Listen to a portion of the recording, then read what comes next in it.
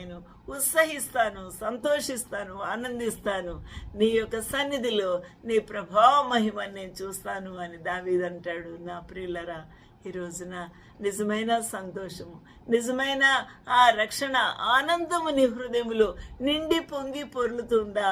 ఆలోచన చేద్దాము. ఇలాగూ జీవితంలో ఉన్నప్పుడే నీ జీవితంలో నీ పాపులు పరిహరించబడ్డాయి అని అర్థము. నీ జీవితంలో ప్రభు తిరిగి వెలుగు నింపి ఉన్నాడు, నీకు రక్షణ ఆ యొక్క నిశ్చయత అనుగ్రహించి ఉన్నాడు అని అర్థమిస్తూ ఉన్నది. కాబట్టి ఆలోచన చేద్దాం. హల్లెలూయా. దేవునికి మహిమ, ఘనత, ప్రభావము కలుగునుగాక. ఈ లోకములో 1 యోహాను 2:17 ప్రకారము ఈ లోకములో ఉన్నదంతయు ఈ యొక్క నేత్రాశ, శరీరాశ, జీవపుడంబమే.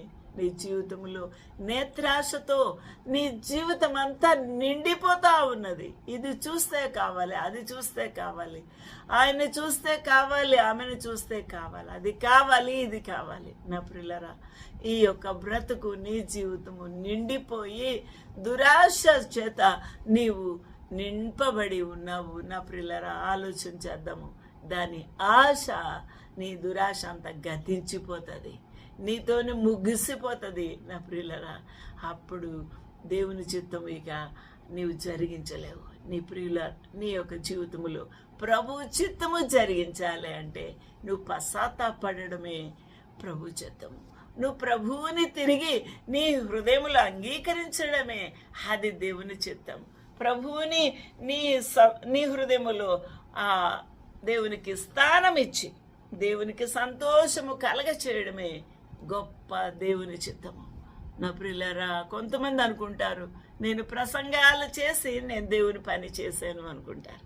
కొంతమంది ఏమనుకుంటారు, బైబిల్ చదివి 3 సార్లు ప్రార్థన చేసి 10 సార్లు ప్రార్థన చేసి 40 దినాలు ఉపవాసం ఉండి దేవుని పని చేశాను అనుకుంటారు. నా ప్రియులారా, అది కాదు.